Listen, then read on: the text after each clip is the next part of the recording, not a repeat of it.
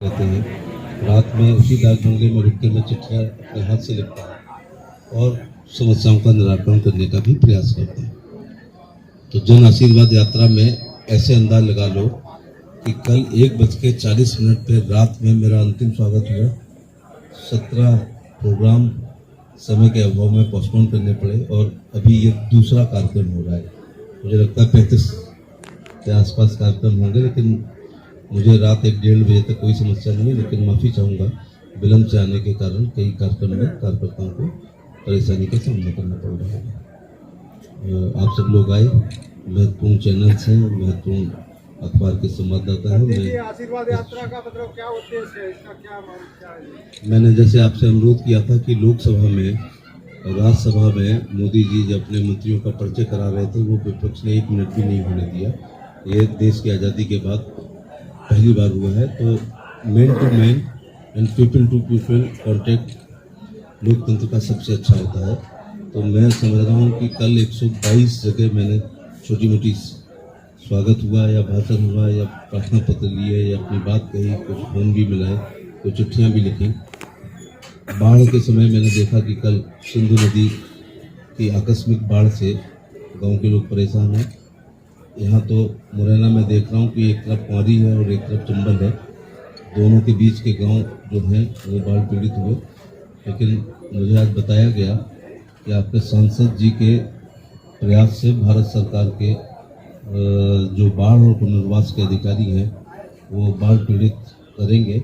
ये अलग बात है कि यहाँ विपक्ष की सरकार है। ये काम पटवारी का, कानून गो का, नए तहसीलदार का, तहसीलदार का, एसडीएम का, डीएम का, एडीओ का, बीडीओ का, सीडीओ का, पीडी का, इन लोगों का ये काम होता है। लेकिन फिर भी सांसद जी के प्रयास से केंद्र भी इसको नज़र में रखे और जिन किसानों का नुकसान हुआ है उनकी भरपाई जरूर की जाएगी। मंत्री जी, आप जन संदेश यात्रा निकाल रहे हो, महंगाई दिनों दिन बढ़ती जा रही है, आज ही सिलेंडर के दाम बढ़े हैं, इस पे आपका क्या कहना है? एक इशू पूरे देश में मेरे से पूछा जा रहा है और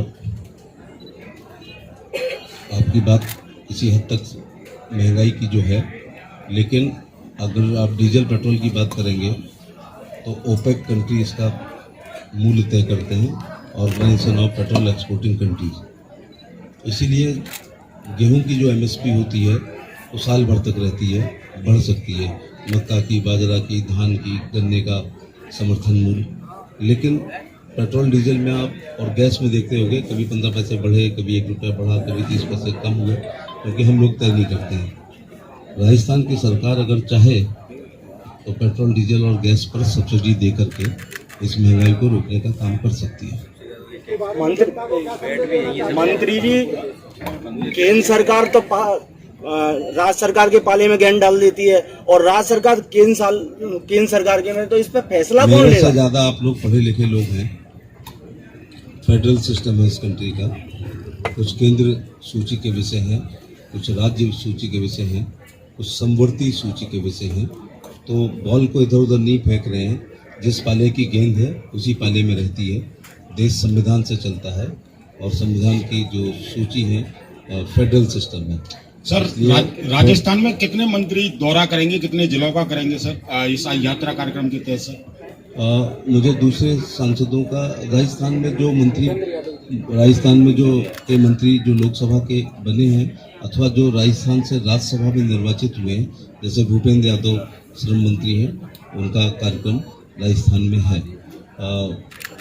मेरा सौभाग्य है कि मैं उत्तर प्रदेश, मध्य प्रदेश, राजस्थान और हरियाणा में जाकर के मुझे जाने का अवसर मिला और वहाँ की जनता का आशीर्वाद लेने का मुझे अवसर प्राप्त हुआ।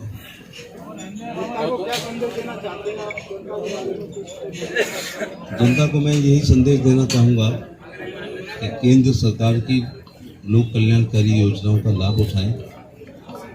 मैं मंत्री बना हूँ इसलिए प्रधानमंत्री जी का आभार तो प्रकट कर ही रहा हूँ, इसलिए भी प्रकट कर रहा हूँ। गाँव में खेतों में शौच करती हुई महिलाओं को हर प्रधानमंत्री ने देखा। ये चौमासा हम बोलते हैं, जब झड़ी लग जाती है तो महिलाएं मेड़ पर बैठती हैं, फिर लगातार बारिश होती है तो गांव की सड़क पर बैठती हैं, फिर गांव के कोई बुजुर्ग निकल रहे होते हैं या रोशनी वाली कोई मोटरसाइकिल या कार आती है तो सोच करते हुए उठती थी। प्रधानमंत्री ने इस दर्द को महसूस किया और इज्जत घर बनाने का काम किया। 12 रुपए का बीमा किया है, 330 का बीमा किया है। अंतिम आदिवासी महिलाओं को उज्ज्वला के तहत गैस देने का काम किया है।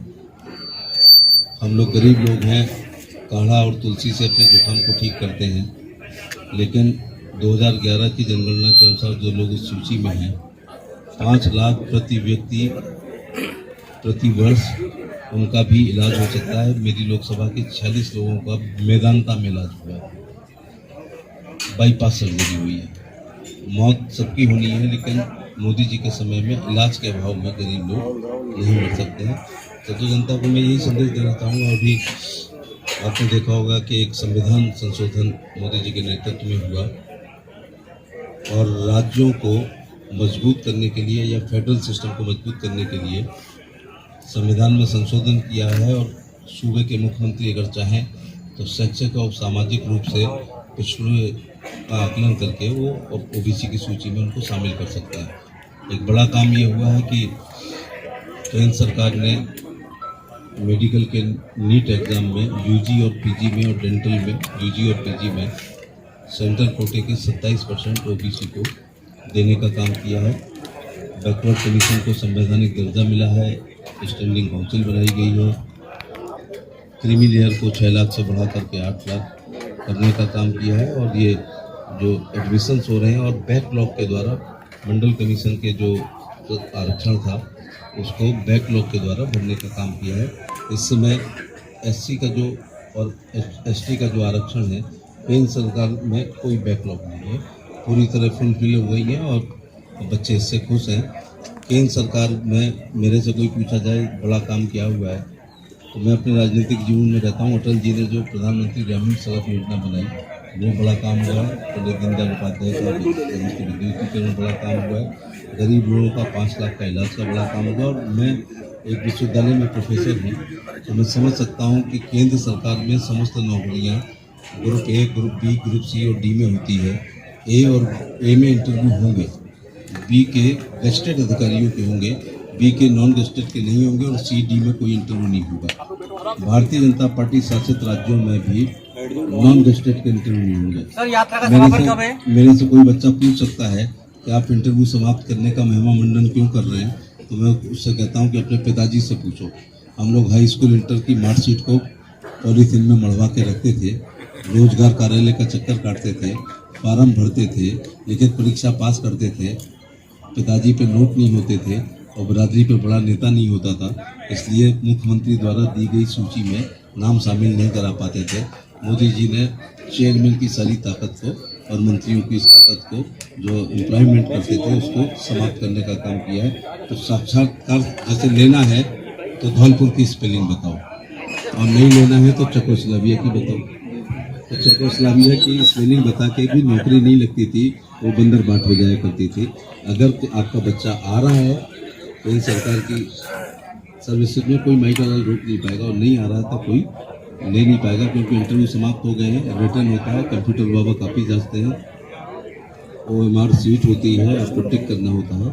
इसलिए पूरी तरह पारदर्शिता नौकरी में करने का काम है। बघेल जी, कोरोना की तीसरी लहर आ चुकी है, आप लोगों को क्या मैसेज देना चाहेंगे, क्योंकि लोग फिर असावधान होते जा रहे हैं? मैं प्रधानमंत्री जी का और हेल्थ मिनिस्टर का ये आभार प्रकट करना चाहूँगा कि अपनी दूरदर्शिता का परिचय देते हुए समय पर लॉकडाउन कर दिया गया था। सबको कहा गया कि दूरी बना करके रखें, सैनिटाइज करें, मास्क लगाएं और बहुत बड़ी बीमारी को रोकने का काम किया है। मैं लोगों से यही अपील करना चाहूँगा कि कोरोना धीमा हुआ है, समाप्त नहीं हुआ, इसलिए मास्क भी लगाएं, सैनिटाइज भी करें, दूरी बना करके रखें और सबसे बड़ी बात है कि वैक्सीनेशन जरूर करें। मैं आगरा का MP हूँ, मैंने बहुत कोरोना को नज़दीक से देखा है। मैं अपने 32 कोरोना अस्पताल